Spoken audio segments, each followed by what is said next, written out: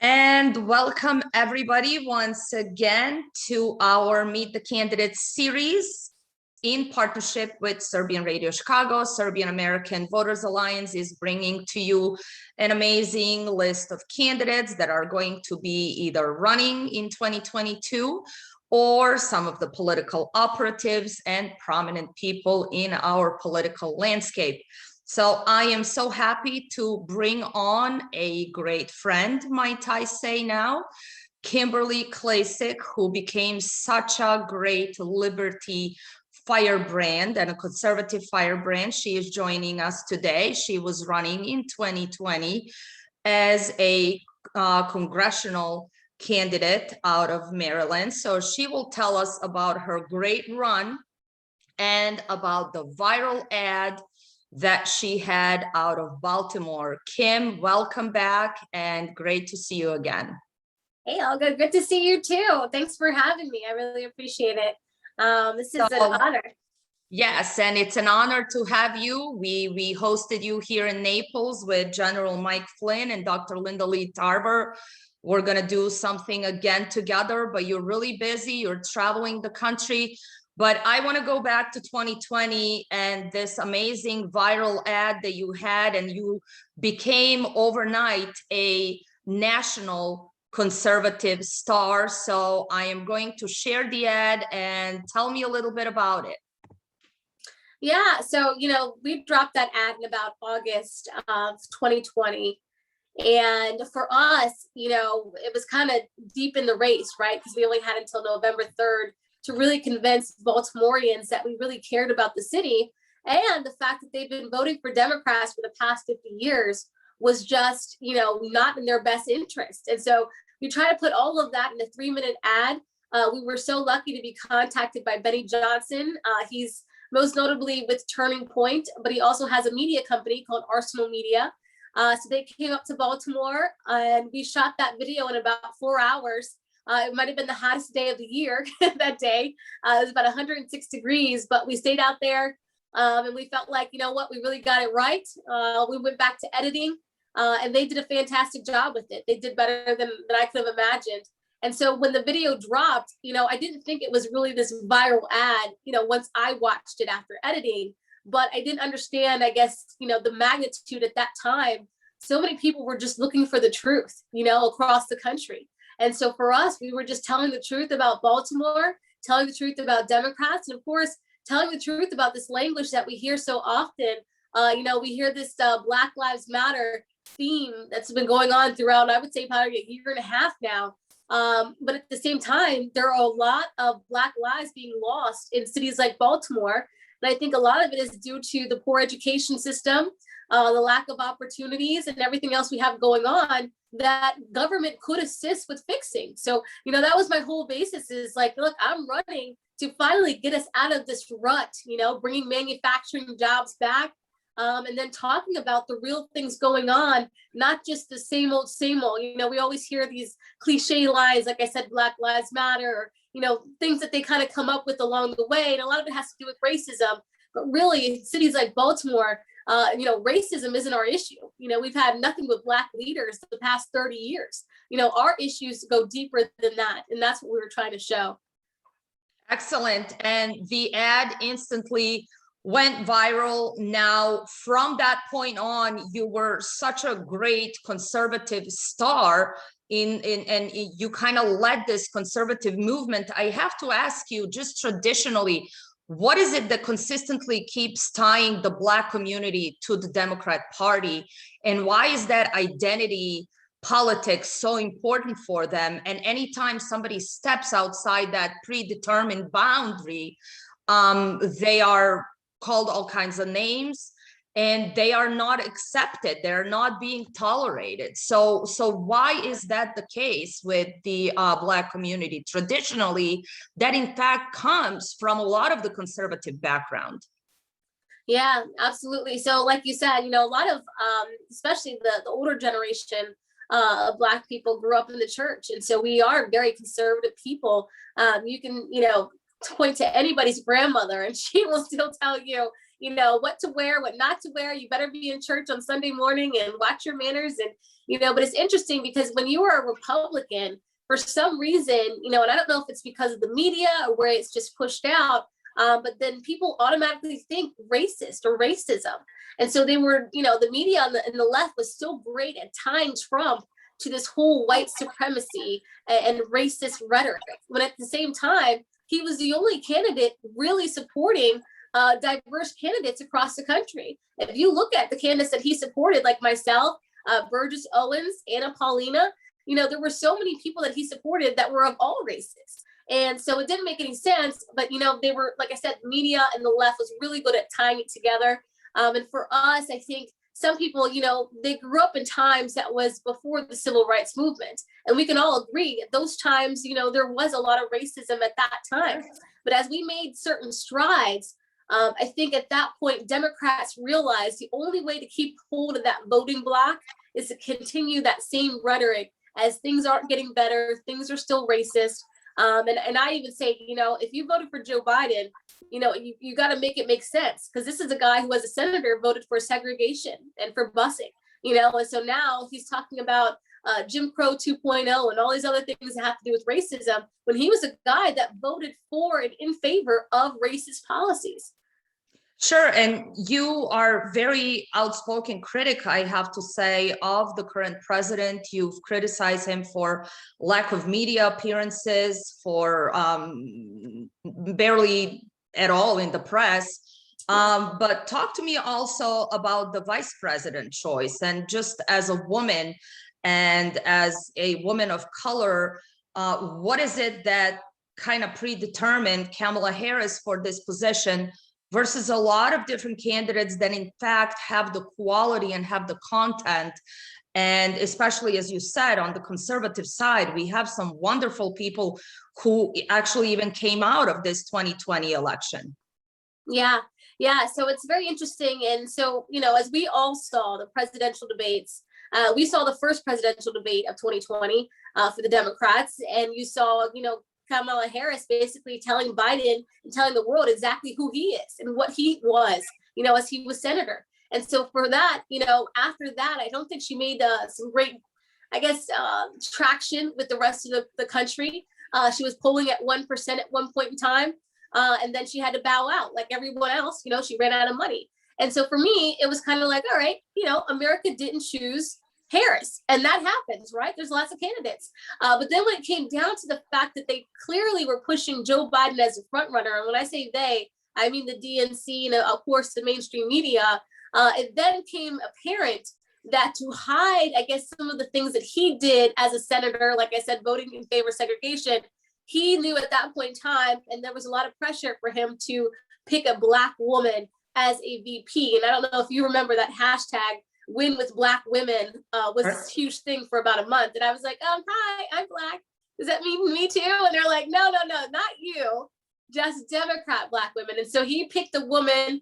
Remember, it came down to three choices. There was Karen Bass, Susan Rice, and then, Kamala Harris. And so he chose Harris, which I thought was interesting, because if you match up all of the women, Susan Rice, who I don't agree with on anything, she actually had more experiences and more qualification to be in the White House, Absolutely. But they chose Harris. And I thought that was interesting because, again, she was only polling at 1% when she dropped out of the race. But it was always about color, right? It was about color and gender.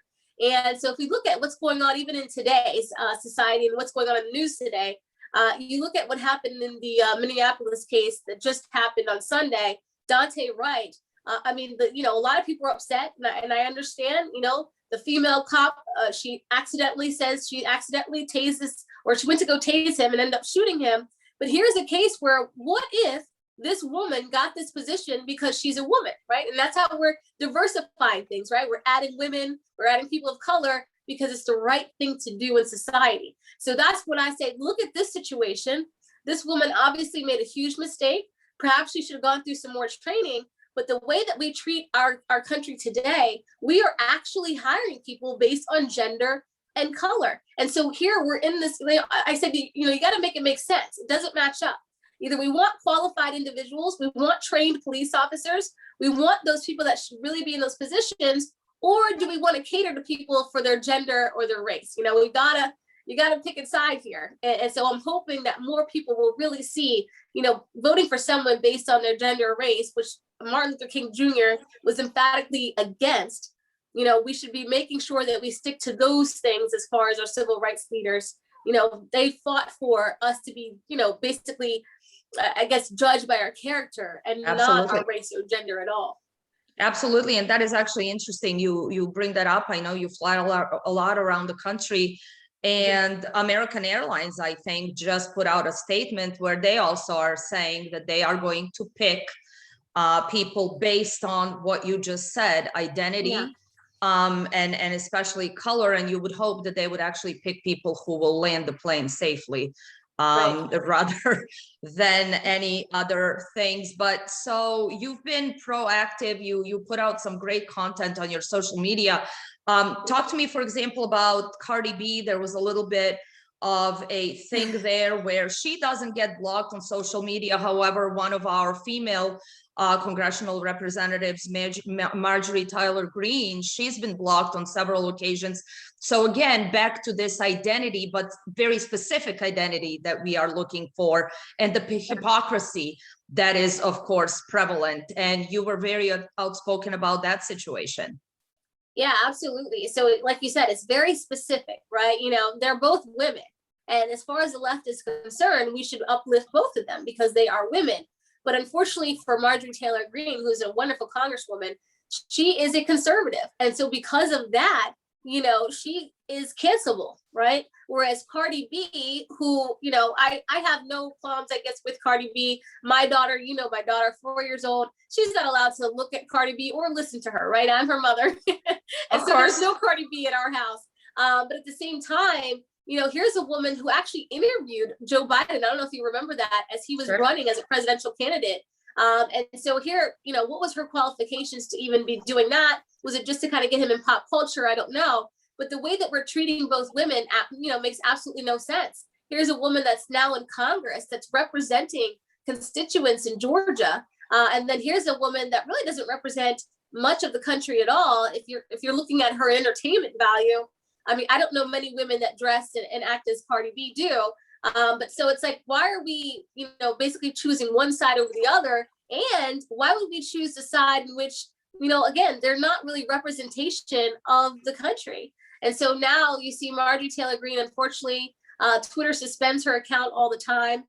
She'll even say, sometimes they'll say it was an error, which we know it's not an error, right? You know, of course, they just want to silence her. But this is kind of where we are. And that's another big problem, which is big tech. And so we're on a slippery slope for sure. And big tech and the entire cancel culture, where only, again, specific things are consistently getting canceled. And if you are canceled and you are not out on social media or in the mainstream media, typically you don't exist anymore. So the majority of the population essentially is being completely canceled out and blacked out. Now, talk to me back again to 2020. You are in, of course, traditionally Democrat district. You were running for former Elijah Cummings, who passed away, for his seat. So what happened in 2020, specifically in your district? Yeah, so Maryland's District 7 is a D+30 district. And, you know, for people, when you hear D+, you know, whatever, just, you know, to kind of put it in perspective, for every 30 Democrats, there's like one Republican, right? So it's a race that, you know, even the Maryland GOP said Jesus Christ as a Republican could not win that race. And so we knew going into it, it was nothing but an uphill battle. But for us, it was kind of like, you know, at what point in time do we start chipping away at some of these districts? You know, do we just allow them to deteriorate? And, you know, if you live in the state of Maryland, you best believe all of the tax dollars are going straight into Baltimore and the problems that you see there. So we said, you know what, we're going to run in Maryland's District 7. It's tough. But, you know, like I said, when we made that viral campaign ad, again, it was a lot of people that came forward and said, this is the truth. And the interesting part about that is in West Baltimore specifically, where we shot that ad, we actually flipped that part of the district. They voted for myself and President Trump. And so I was very happy. You know, our team did a lot of grassroots efforts. We knocked on pretty much every door. You know, we had events every single day. My main team, which was about maybe 5 or 6 people, they never slept. from August 20th until November 3rd, they didn't sleep. We had people that never even went home. And that's just how involved they were in this. And so we were so grateful for all the donors, all of those that supported us. President Trump endorsed us, Don Jr., Eric Trump, Lara Trump. There were so many people that were just on our side that was really just getting a lot of people to just look at our race. And I think, for some people were questioning, where our viral ad was even taking place. They were like, wow, I can't believe that's even in America. It looks like a third world country. And so you had a lot of people where it kind of opened their eyes and said, wow, is this how some people are living in our very country where, this is a land of opportunity?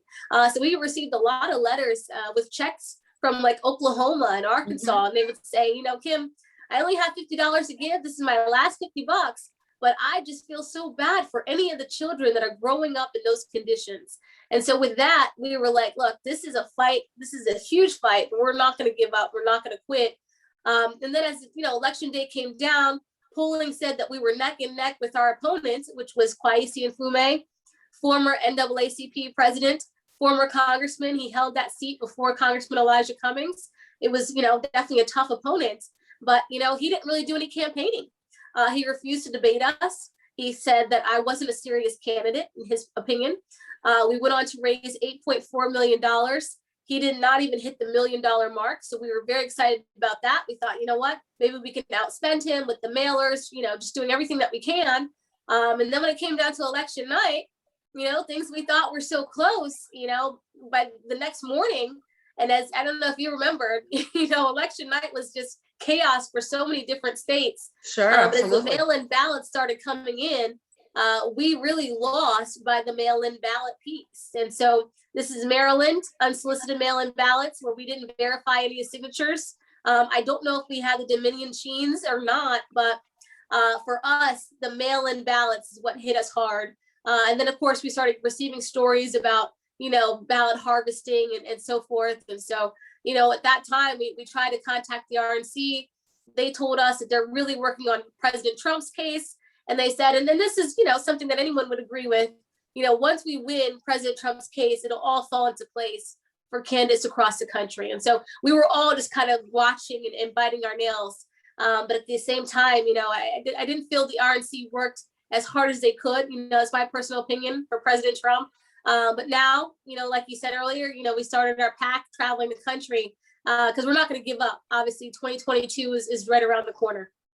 And that's a great segue into what I wanted to talk to you about. So talk to me about Red Renaissance and what you're doing right now and what all of us, I guess, are doing, looking towards that 2022. But given what you just said and given what we know about very serious voter fraud and allegations, and of course, a lot of proof that came out, but nothing came out of it.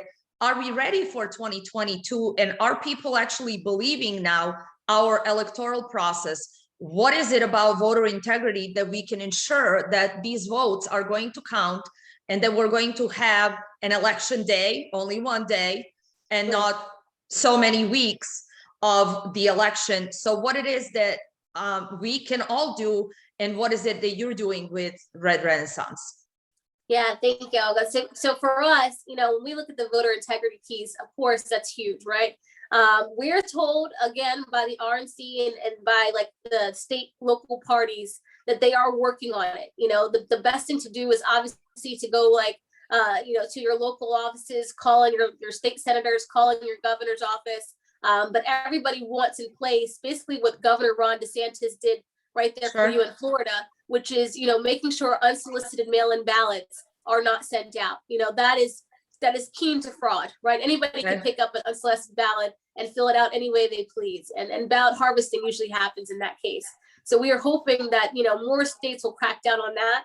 A lot of people are talking about the voting laws in Georgia that were just put in place. Honestly, all it does really is put voter integrity back into the process.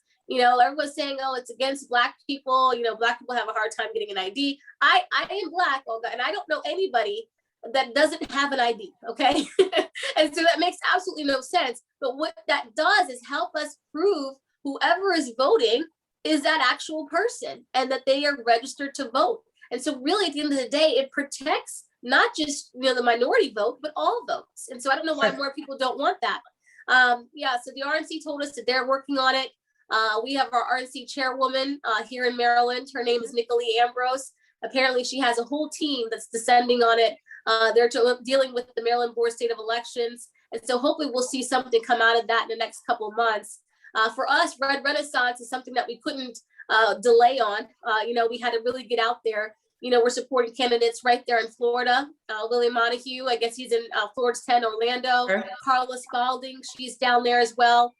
There's so many great candidates that within their communities, they're prominent people. And I do believe that some of these candidates can really get the vote for the GOP. And so for us, it was like, look, we're not just supporting just minorities, we're supporting people in their communities that can make a difference and that are true conservatives, right? And so we want people that are America first. We want people that support the Constitution. Of course, who I am, we want people to be pro-Trump. And so we want people that are really going to stand by their values and their morals. I love the Marjorie Taylor Greene type.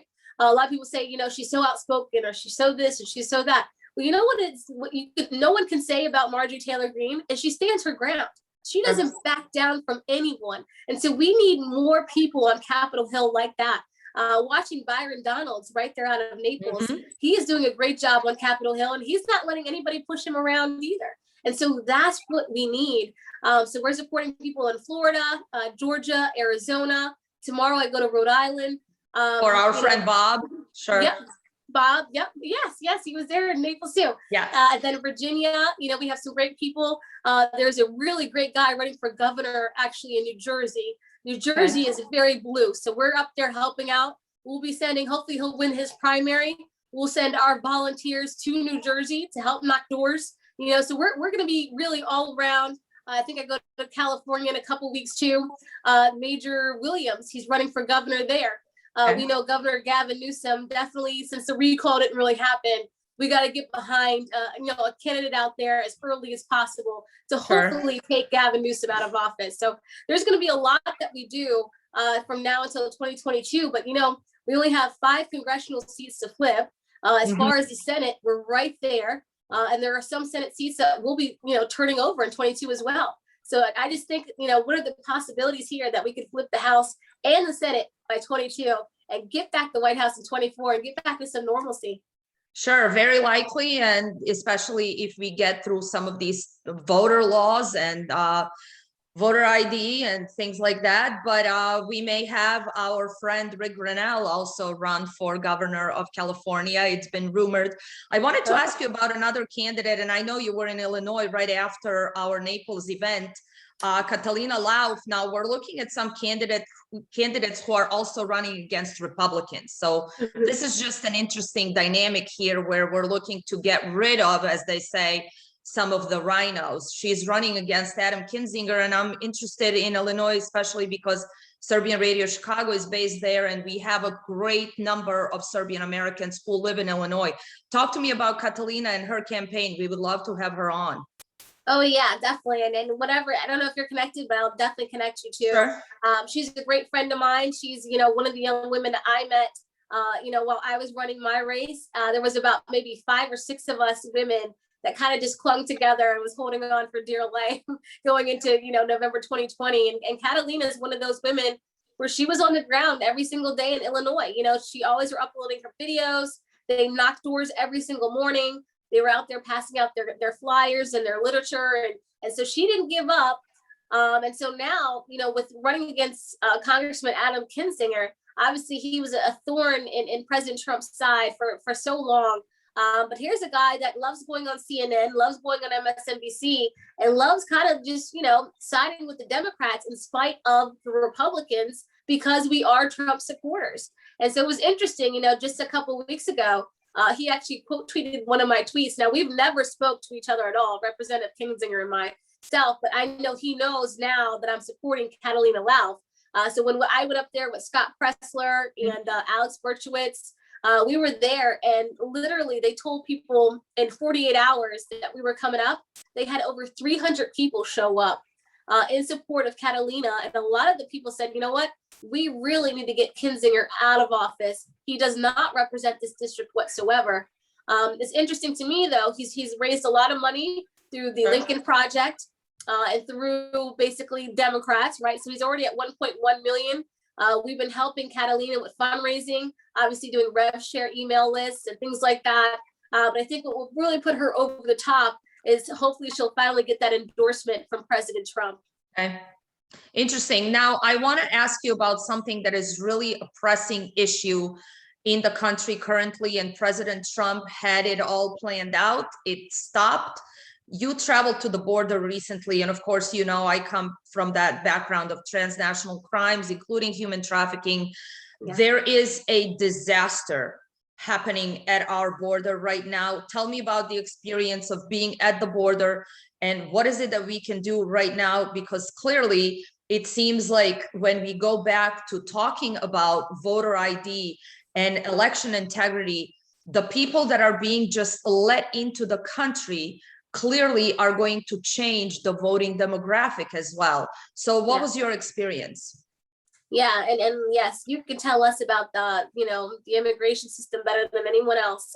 Honestly, what I saw at the border, I guess it was shocking in the moment, but from what we've been hearing about the crisis at the border, which is all very true, as soon as we got out on the Rio Grande, I was there with the United Cajun Navy out of Louisiana, and we were there in Mission, Texas. And so we were on the Rio Grande.